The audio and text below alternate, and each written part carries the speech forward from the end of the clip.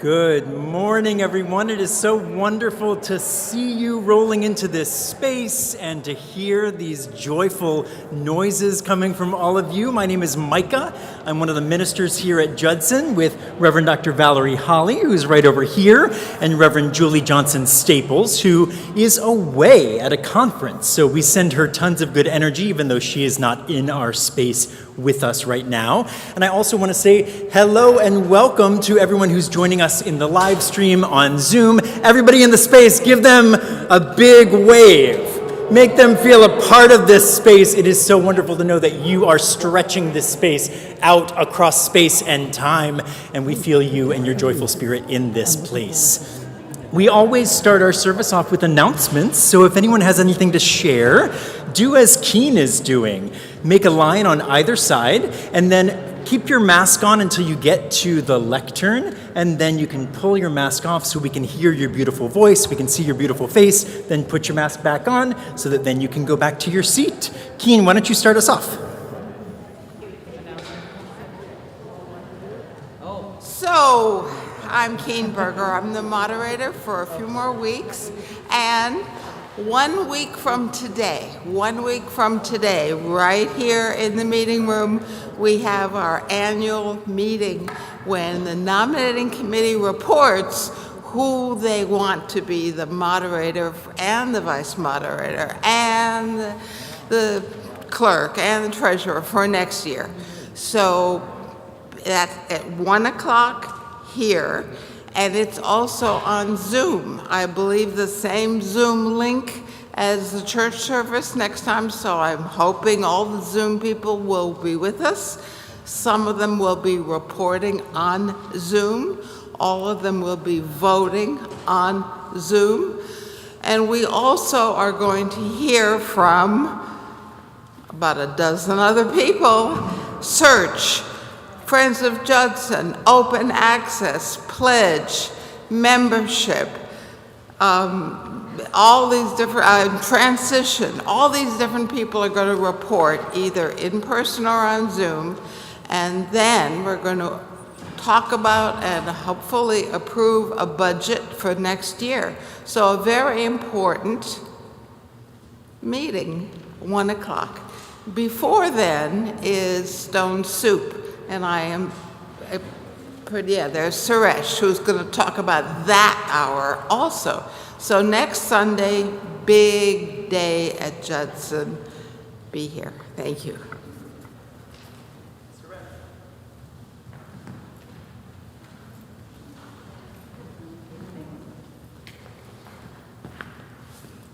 Good morning, Judson. My name is Suresh Dinand. I am your Congregational Life Chair.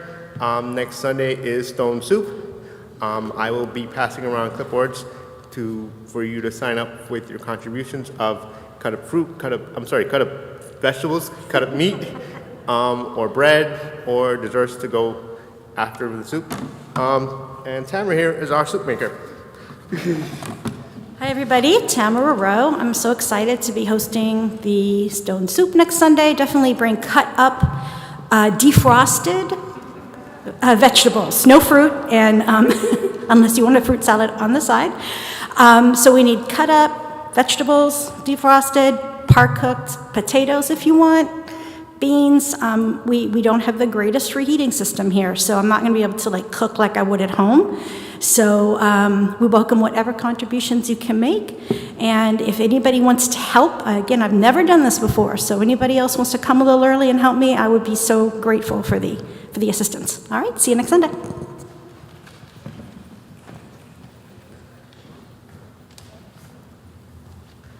Good morning, I'm Grace Goodman, a member of the West Village Chorale.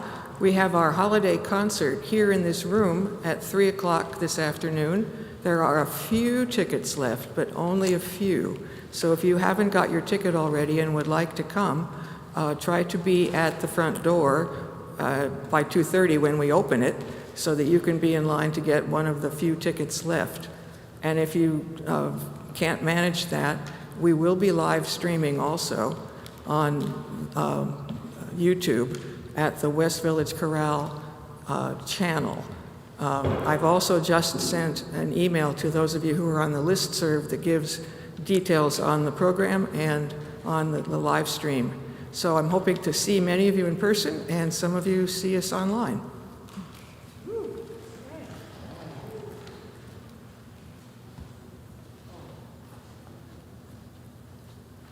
And one more thing, just to be helpful. I know everybody's been told lately to pick up the chairs when you leave and stack them. Please do not. We're going to use the chairs.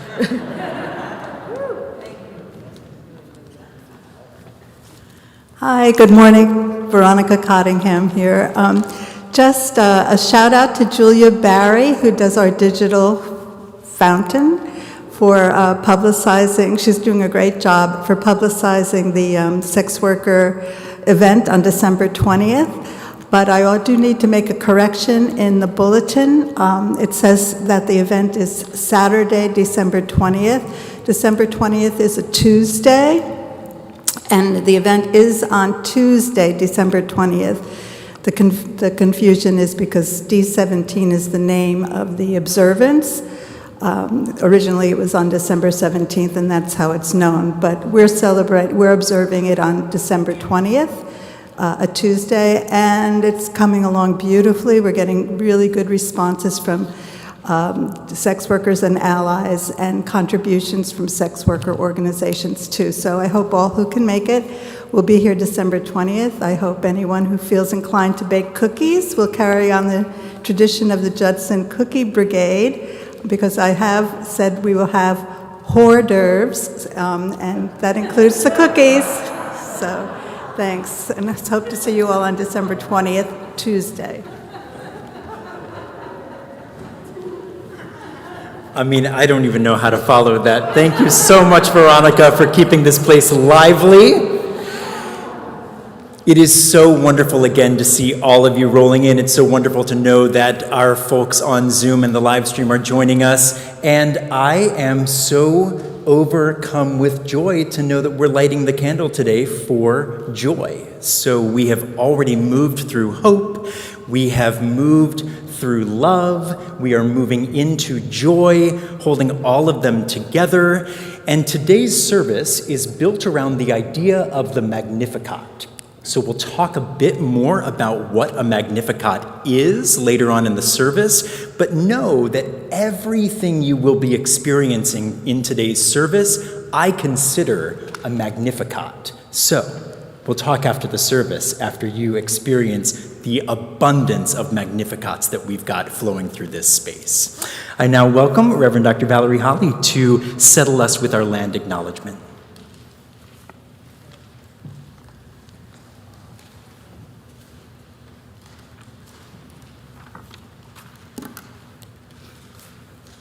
Thank you, Micah.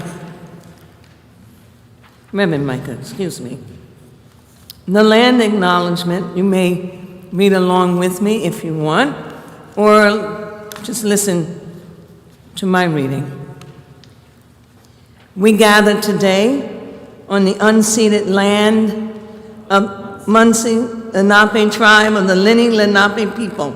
We acknowledge these people of the Stony Country and decry the unjust taking of their Lenape hulking. We acknowledge the unfulfilled promises of U.S. treaties granting land access and the still unresolved traumas of forced migration.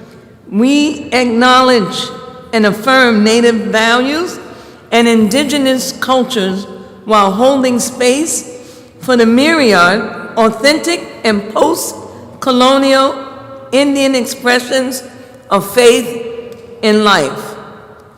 To remember well and move beyond ceremony to hope, love, joy, and peace-filled reciprocity, we prayerfully commit to better understand our place on this land. We extend honor to those people who still live on and steward the land, and we will strive to make meaningful connections between the original people and their ancestral land in order to counteract all harm to original peoples that perpetuates a narrative of erasure. At this time, we will have Our prelude, which will be the Judson Choir, This Little Light of Mine.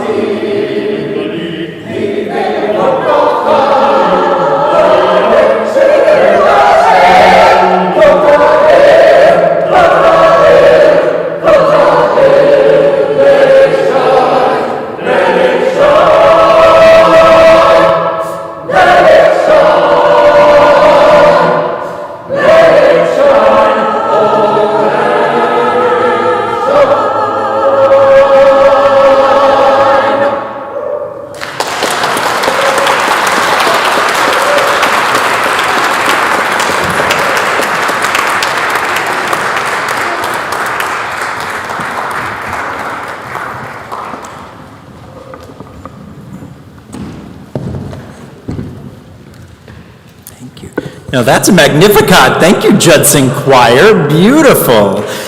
Give them a round of applause. Wonderful. And now, I just got word that unfortunately our little candle lighter is stuck on the train. The joys of the MTA. So, we are going to move forward, but we're going to call Esfahan and Prinny's very much alive spirits into this space. They would be here to read the text and to light the candle, but instead, I'm going to welcome up Community Minister Elliot, who actually wrote the really beautiful words that we were going to read. So it seems appropriate to have Elliot come up here, and then I will be playing the role of Esfahan.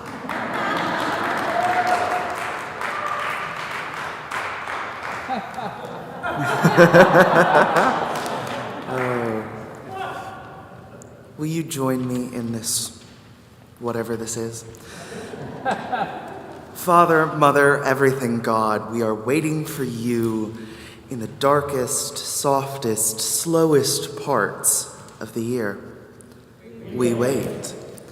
We remember the words of your prophet, everlasting joy will crown their heads. Gladness and joy will overtake them, and sorrow and sighing will flee away.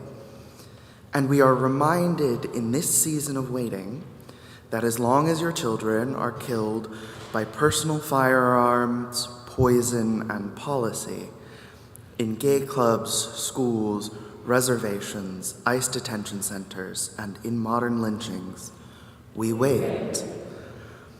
In this season of waiting, God, you proclaim the truths of hope, love, joy, and peace. And now for these things to return with your kingdom by the hands of your people, we wait. Bring them through our hands, through our art, through our worship.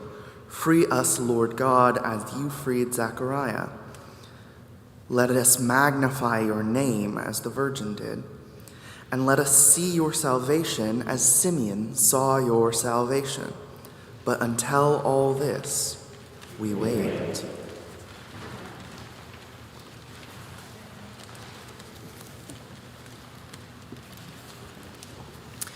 Thank you so much, Elliot. And now would you please rise in body and or spirit, and as we wait, we sing verses 1 and 3 of O Come, Emmanuel.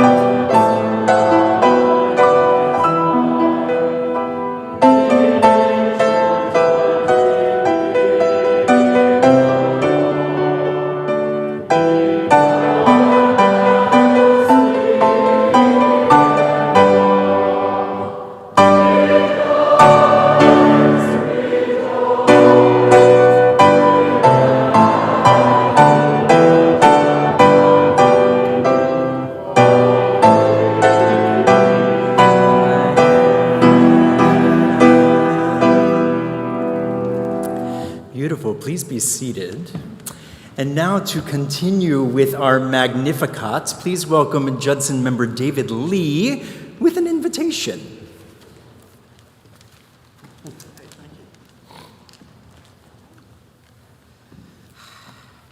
So, David, who are you and what are you doing here? Good way to start the morning, especially behind light the candle. Yes.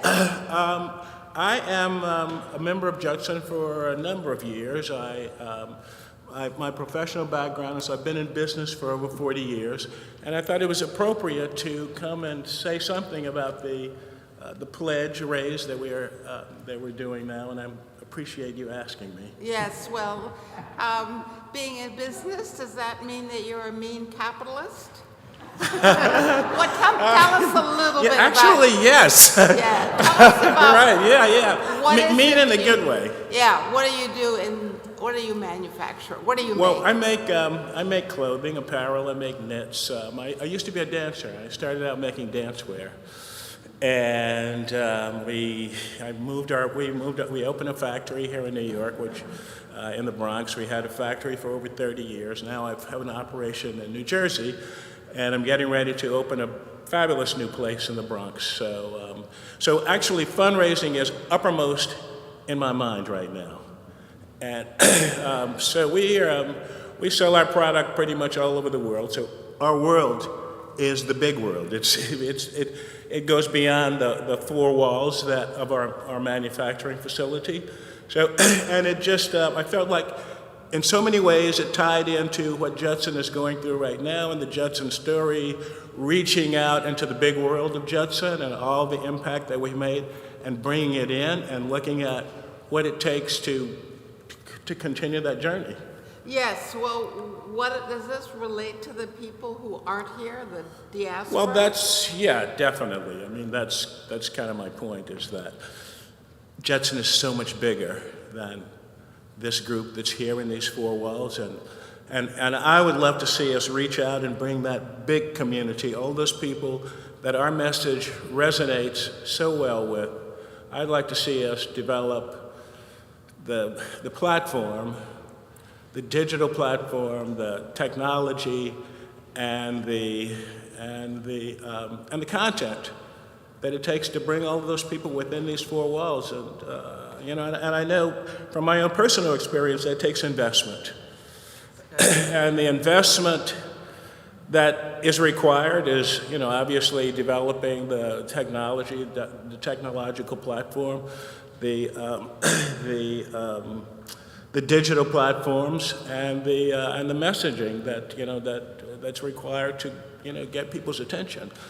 And I think that during this pledge, that's one of the most valuable things that we can focus on, is raising the funds and coming together as a community to enlarge our community and reach out and do the things that it takes to bring that big world here into these four walls. Right. So what does that mean for the people who are actually on Zoom right now and the people who are actually in the room right now? I think we have to pick up those envelopes. we have to decide that this is something that we believe in, and this is something that we're willing to invest in, and that we realize that it requires investment and it requires capital.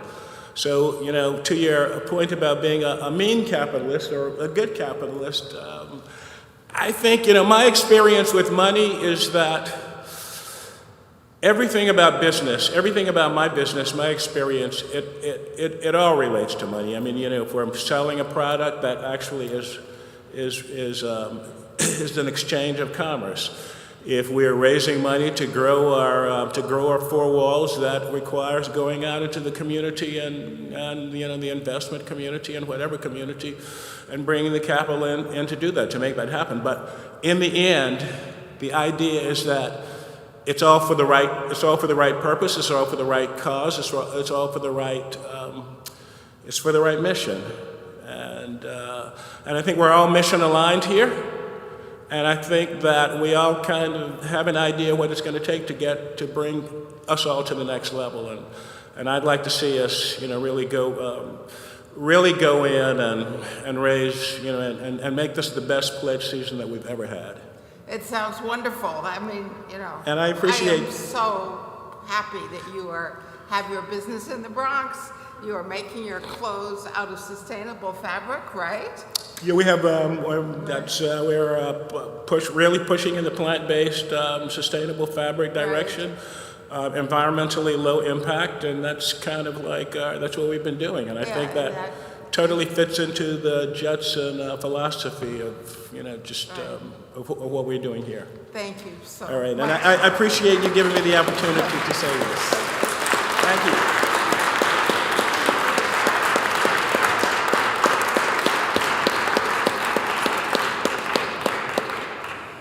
Good morning, Judson. Good to be here. Good to see all of your faces. I'm a community minister. My name is Vashti Valerius, and I wanted to share that this will be my last Sunday for this semester. I will be working on chaplaincy, working towards my chaplaincy license next semester, and I'll be working in prison ministry. So thank you so much for having me here with you all.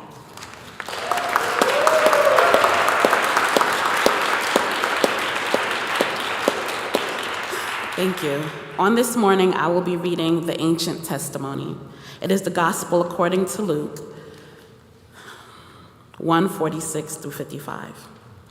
And Mary said, "My soul magnifies God, and my spirit rejoices in God my Savior, for God has looked with favor on the lowliness of God's servant. Surely, from now on, all generations will call me blessed, for the Mighty One has done great things for me, and holy is God's name. God's mercy is for those who fear God from generation to generation. God has shown strength with God's arm. God has scattered the proud in the thoughts of their hearts. God has brought down the powerful from their thrones and lifted up the lowly. God has filled the hungry with good things and sent the rich away empty. God has helped God's servant Israel in remembrance of God's mercy, according to the promise God made to our ancestors, to Abraham, and to his descendants forever." Thank you.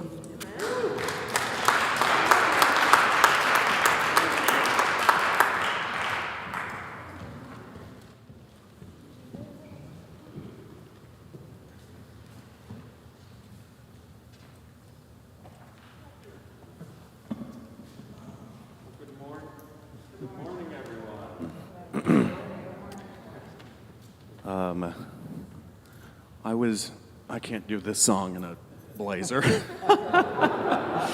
I was in night court last night until 1, and then I got home around 2. So it's it's one of those mornings where you kind of have to have faith that the song will carry you. And I think that this is a good song to have faith in. Oh, no, not yet. Hold on. That's not a good start. Come on, Al. All right, now I'm ready.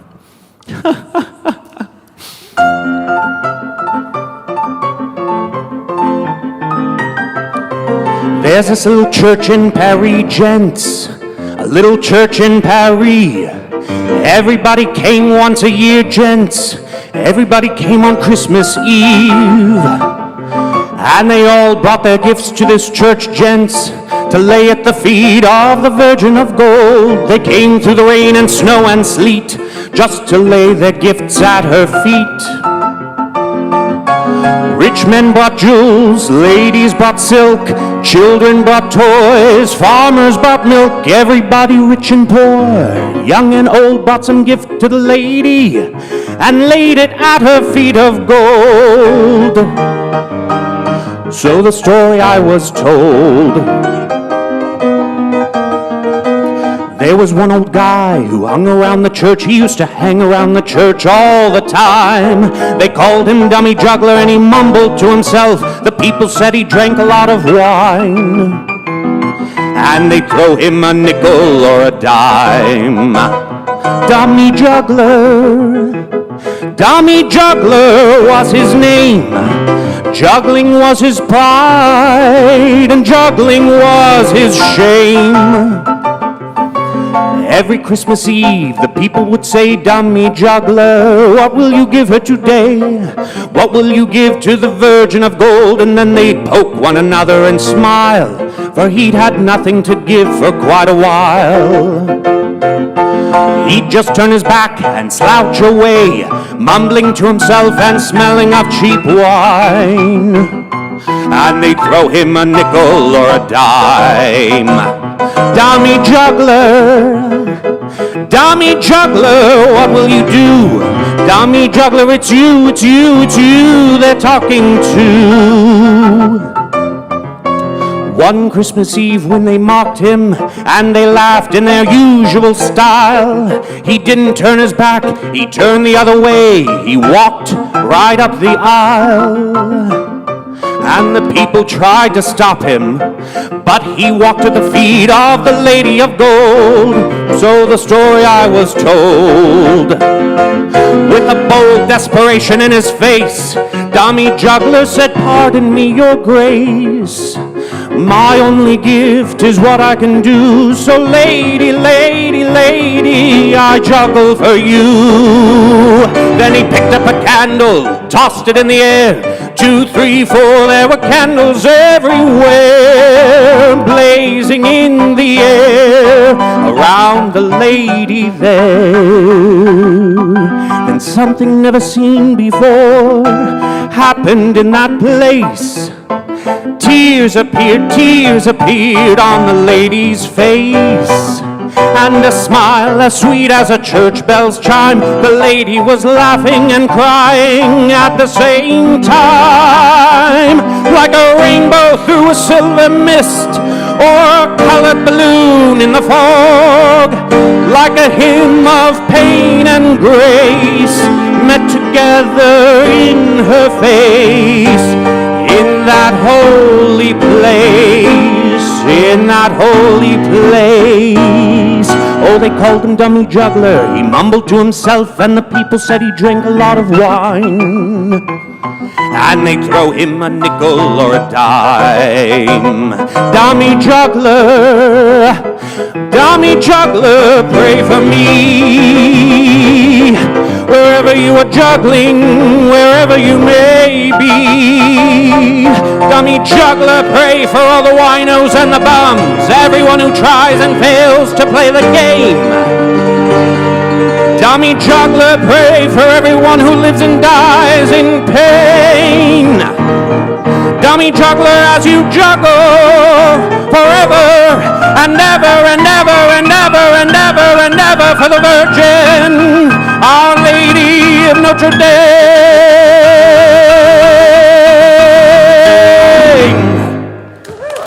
Thank you, everyone. Thank you.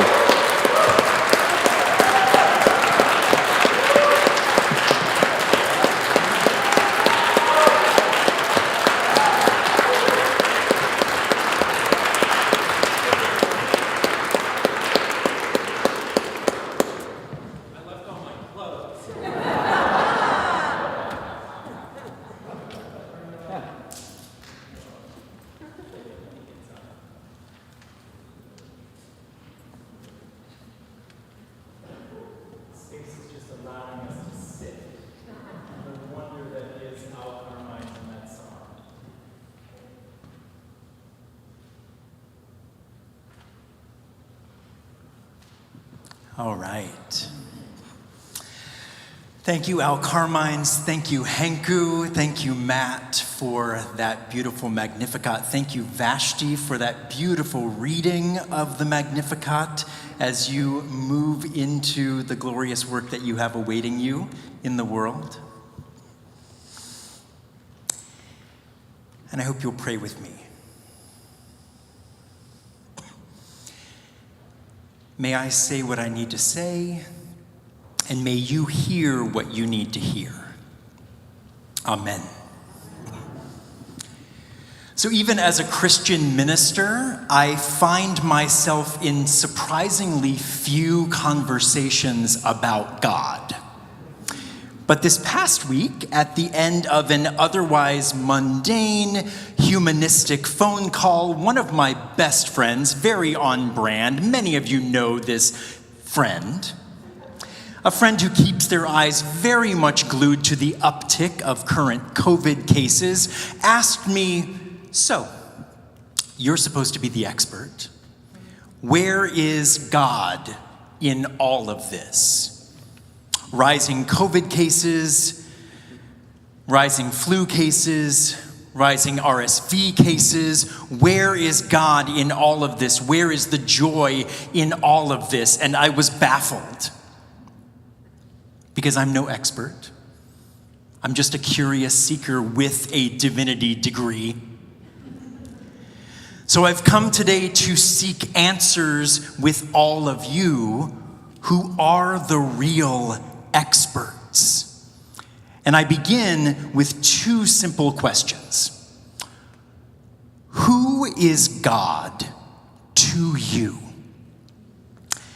And where are you finding God these days? And if you have trouble with the word God, let's rephrase it using the words of St. Dolly Parton, who says, "You don't have to believe in God, but you can believe in good." So, what is good to you? And where are you finding good these days? And speaking of good, to remind you, the traditional theme for this third Sunday of Advent is joy. And I find myself clinging to joy even more fervently these days. And I actually hope to present to all of you joy this morning as a life-giving, revolutionary concept, a radical concept, a concept that cannot be stolen from us no matter what challenges we face. And I'm not here to ask you to manufacture joy. I'm here to tell you that you have a joy revolution churning inside you, whether you can feel it or not. It is aching inside you, even when it feels out of reach. I'm here to tell you that our Advent story, our Christmas story, is the story of a joy revolution, and this story is coursing through our veins, even when we can't quite feel it. And I know that's a pretty grand statement. So we're going to start small. If you have ever attended one of Judson's 9 a.m. prayer and meditation Zoom sessions, you know that we always end each gathering with the same closing prayer. And this morning, I'd like to use that little prayer as a starting point for exploring those questions that I just asked. So I've provided the words for you in your bulletin. I welcome you. I can't wait for that sound of the paper crinkling. Turn to that page where those words are for you and just read along with me. You can read out loud if you'd like. You can stay silent. This is the prayer we end all of those sessions with. May all that I think, may all that I say, and may all that I do be in harmony with thee, God within me, God beyond me, maker of the trees. Amen. Great job. This prayer is based on words that were originally spoken by the Chinook people of the Pacific Northwest, and it's become a fiercely gentle mantra that leads the dozen or so members of our morning circle away from our meditation session and into the rest of our day, calling us to continue the care that we have built in that space and to continue to care more deeply about what we think, to care more deeply about what we say, to care more deeply about what we do, no matter what unexpected frustrations or challenges or disasters might be waiting for us outside our little Zoom cocoon. Now, I promise that this is not just a sermon-sized guilt trip for those of you who haven't ever joined these morning Zoom sessions. I know the idea of 9 a.m. community is not necessarily everyone's cup of early morning tea. And I know that when I run those sessions from our apartment, Matt, I can hear him groaning in the room, because I cannot help but wake him up with my little bell, and even with the soft, dulcet tones of my voice. But for the dozen of us who do gather, I know that what we practice together each morning has opened up something mysterious and comforting, something mystical and confounding, something soul-stirring and soul-magnifying. It's indescribable, a little bit like God.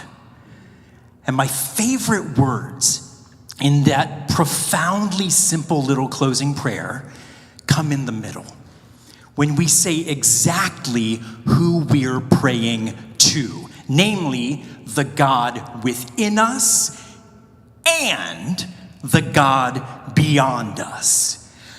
I love these words because I never totally know what I'm saying when I say them.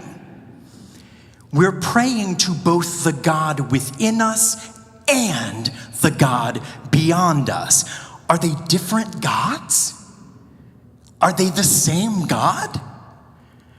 And like most things at Judson, I assume that were you to ask the morning meditators what they think, you'd get a dozen different answers. But we all meet in the sacred middle of that morning Zoom circle and gather around an idea of co-creating whatever that God is, of praying to both the God within us and the God beyond us. And this push and pull tension creates the sweetly paradoxical power that sends us back out into the world ready to change ourselves and ready to be changed by everything around us. Do you see that balance that has to happen? Ready to be change and ready to be changed. So do you think of God as being something inside you? Or do you think of God as being something outside you? And does this distinction even matter to you? As I grow older during this time of continuing pandemics, as I learn just how much is outside my control, and as I still seek to pinpoint what little participation I can offer, even as so much exists outside of my control, I'm finding comfort in thinking of God as being both a force churning within me and a force beckoning from beyond me. And I think our Christmas story, especially the story of Jesus' young mother Mary, backs that up, especially when it's read by Vashti Valerius. But in order to get to Mary, I first need to take a moment to get a little nerdy with all of you. Are you ready? I know it's still early, but we're going to do a little theology vocabulary lesson, because 2 weeks ago, if you remember and you hadn't nodded off, we parsed through the word theopoetics. And now I want to introduce a big $25,000 word here for us to ponder. Panentheism. Who knows this word? Okay, beautiful. I had a feeling. The ones who have their hands raised, I had a feeling. You can shout out, you can come up here and continue the sermon if you want to.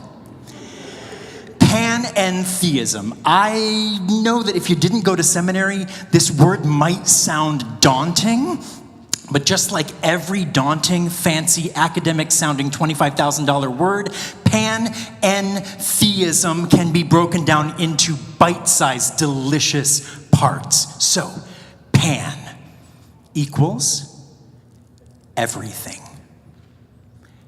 N equals in. Theism equals God. So, panentheism is the belief that everything is in God. And you can flip it around and also say that panentheism simultaneously means that God is in everything. This concept of God is distinct from the two major ways that many scholars in history have thought and taught about God. For much of history, we've had a binary debate about who and where God is, and that debate has been between two major concepts, theism and pantheism. But I'm not into those binaries. I mean, you know that I'm not into binaries. So we're going to queer this a bit. But first, theism. Theism is the way of thinking of God that many of us grew up with. You know, God as big being, typically a parent figure, maybe in the sky, outside of us and outside of all we see, transcending the earth and all of space and time, remote and untouchable. Theism is the way that traditional Christianity has thought of God as a transcendent being that is beyond us. When I've been faced with the idea of theism, I've often been left feeling unsatisfied and unmoved. Theism just doesn't encapsulate the feeling of God that I experience. It doesn't really reflect how I actually feel God inside every bit of nature I encounter, every human face I see, every connection I make, even every argument that I have.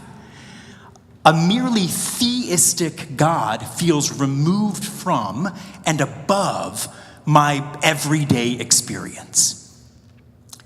So second, pantheism. Pantheism is a more paganistic way of thinking about God, and I know we like some good paganism here at Judson. For many pagan belief systems, God is not beyond our everyday, but is instead everywhere, in everything. God infuses every part of our lives and world and universe, and essentially in pantheism, God equals the cosmos. God equals the universe. And just like with theism, when I've been faced with the idea of pantheism, I've often been left feeling unsatisfied. Pantheism just doesn't encapsulate the feeling of God that I experience. It doesn't really reflect how every day, if I'm listening, I feel God pulling me beyond my comfort zones, pulling me beyond the answers that I thought I had all figured out, toward a horizon that is beyond my immediate comprehension, a relational force that is calling out to me and knows my name. A merely pantheistic God doesn't feel like a God who I can actually call up and ask to have a conversation with over coffee. But now, get ready. Get ready for the concept of panentheism. Because here's where it gets good.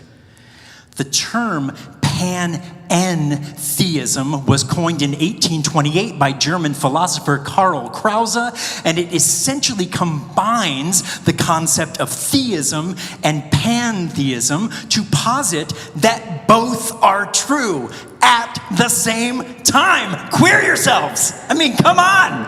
Both are true at the same time. God is both immanent in all of nature and transcends all of nature at the same time. And basically, as our little prayer and meditation gathering closing prayer says, there is simultaneously a God within us and a God beyond us. Now here is where I can really get on board.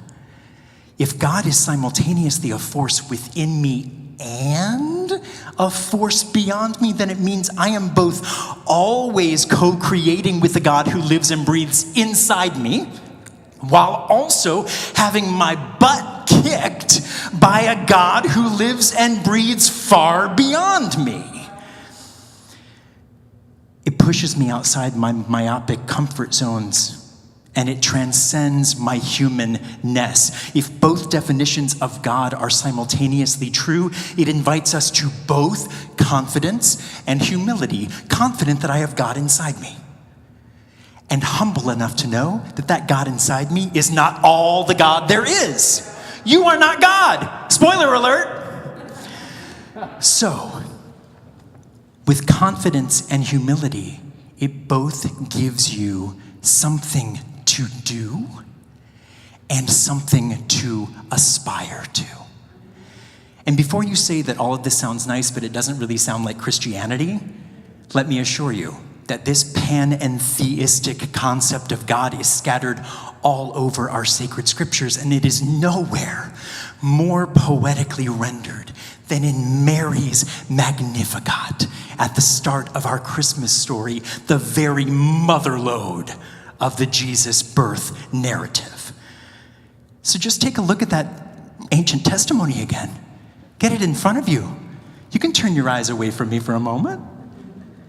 Look at your bulletin. Look at those words. This is a praise song of a very young woman, probably no more than 15, if she's even that.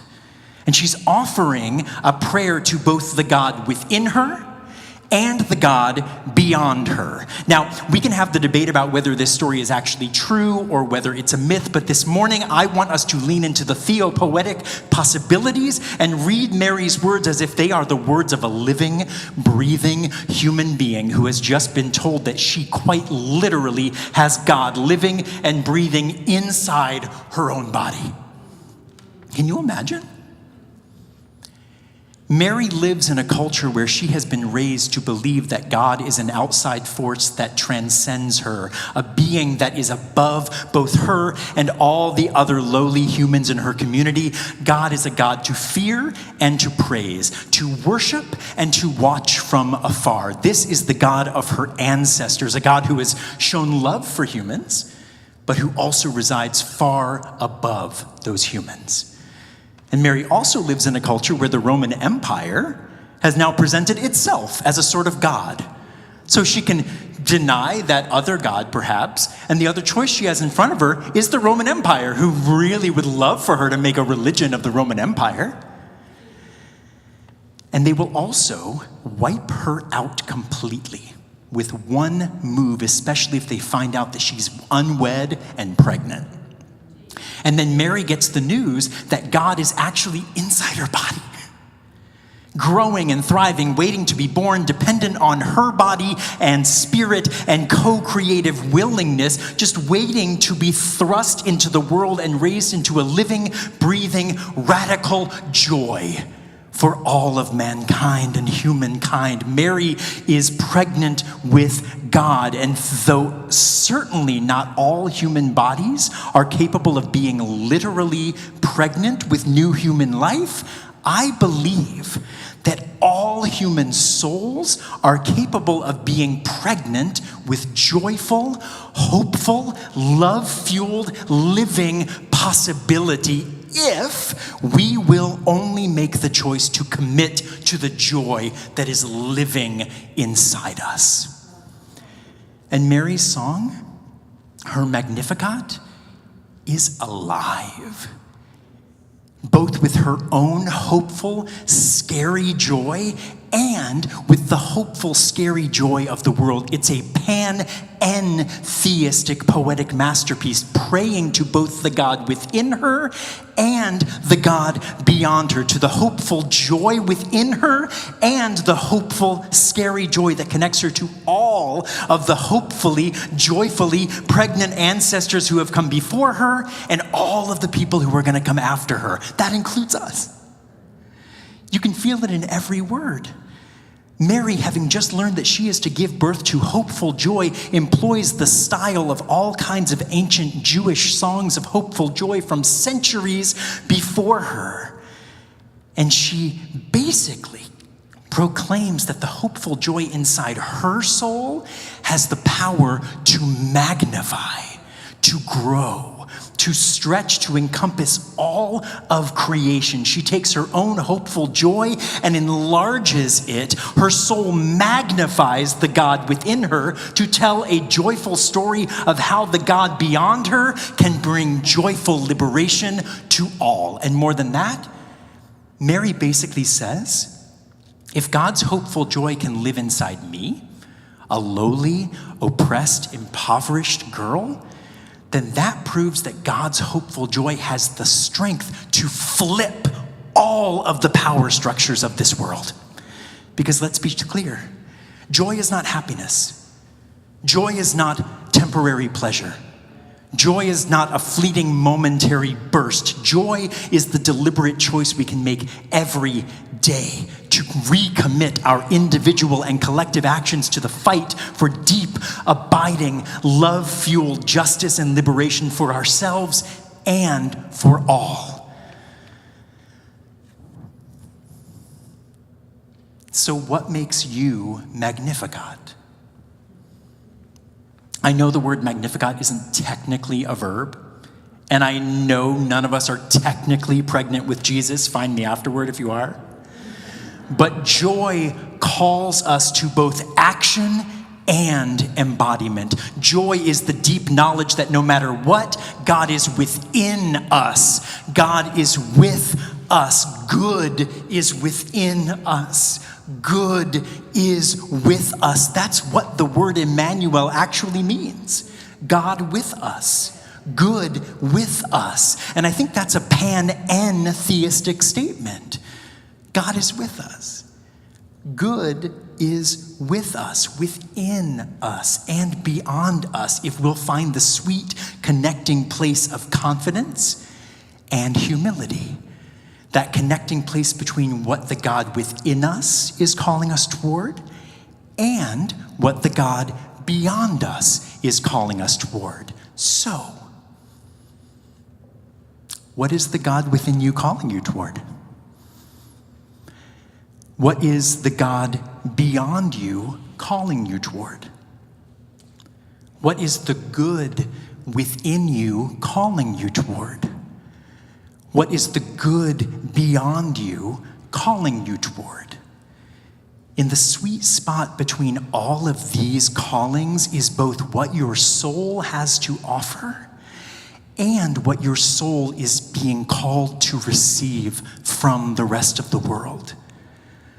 God is not just the feeling you've got inside you. And God is not just the things you hear outside yourself. God is something far more complicated.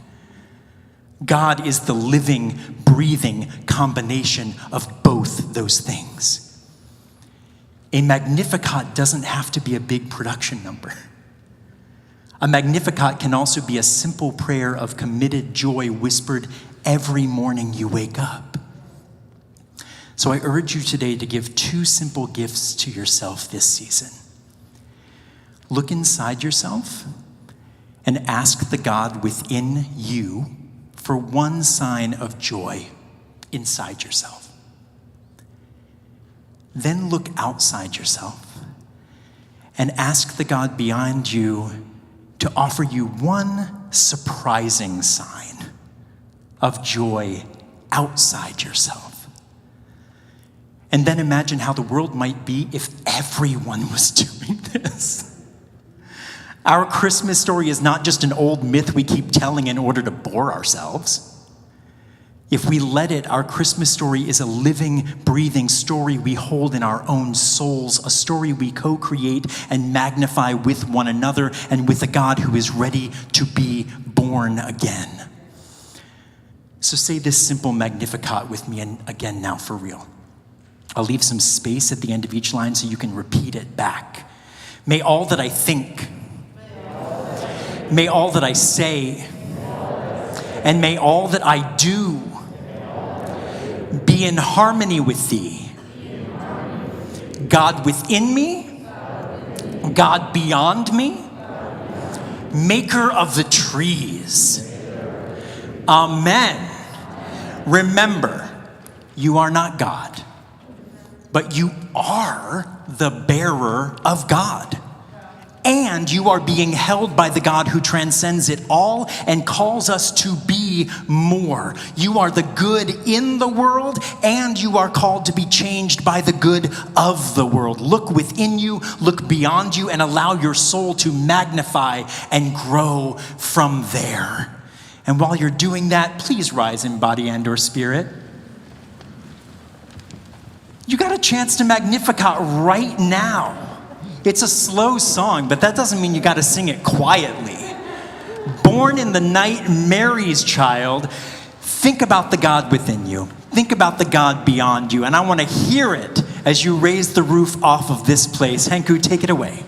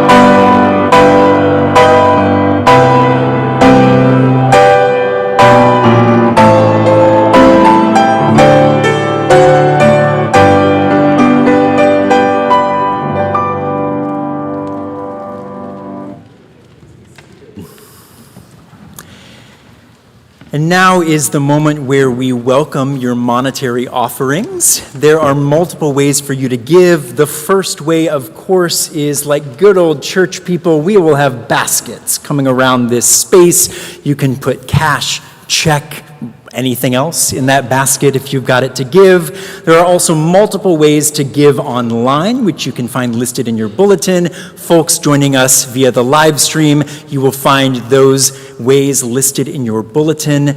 And I'm so grateful that when we do welcome your monetary offerings, we always get to enjoy a creative offering as well. And Magnificats come in all shapes and sizes. So even the song we're about to hear is a Magnificat by the amazing psalmist Merle Haggard, sung to us this morning by the amazing Thomas Strickland, accompanied by the amazing Jenny Selig. Come on and get us through December, folks. Yeah, I don't know if Merle Haggard has ever been sung at Judson, but we'll see if it works. And if it doesn't, you'll be out of here soon anyway.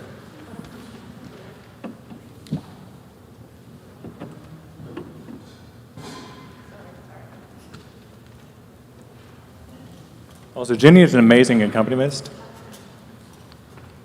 Very forgiving.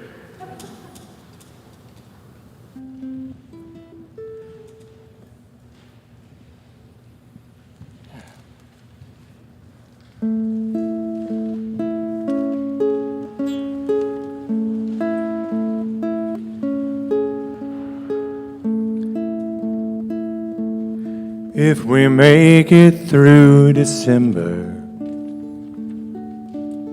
everything's gonna be alright, I know.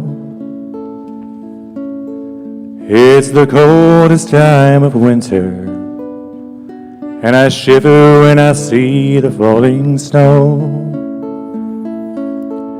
If we make it through December, got plans to be in a warmer town come summertime. Maybe even California.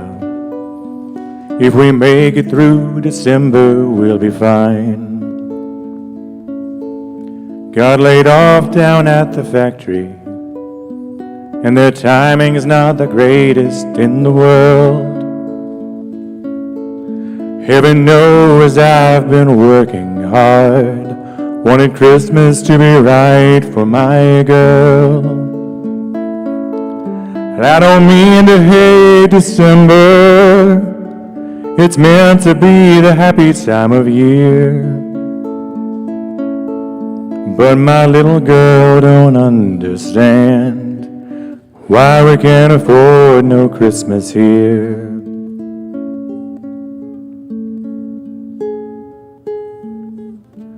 If we make it through December, everything's gonna be alright, I know. It's the coldest time of winter, and I shiver when I see the falling snow.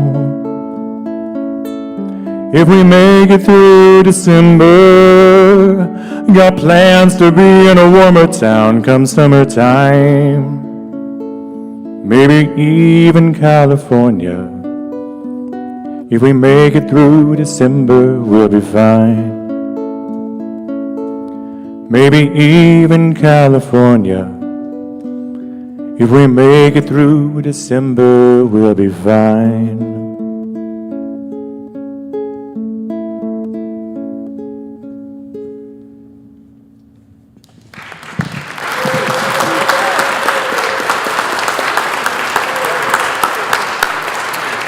Thank you so much, Thomas. Thank you, Jenny. Thank you, Merle Haggard.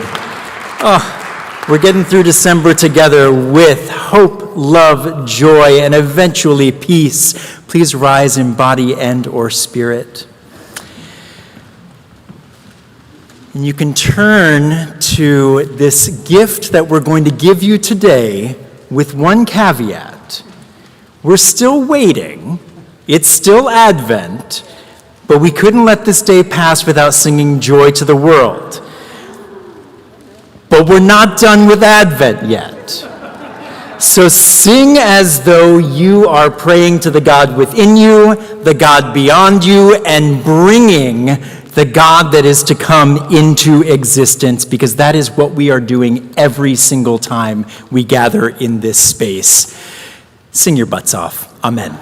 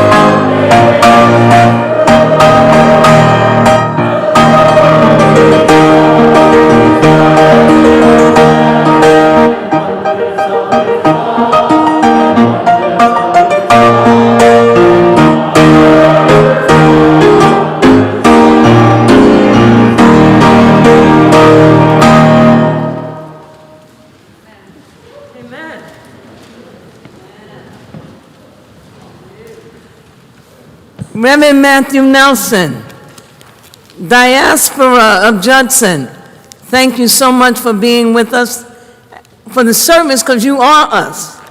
And at this time, we know that you will do your own version of celebrations and concerns, as we will do right here in the church. Thank you, and God bless all of you there. All right, it is.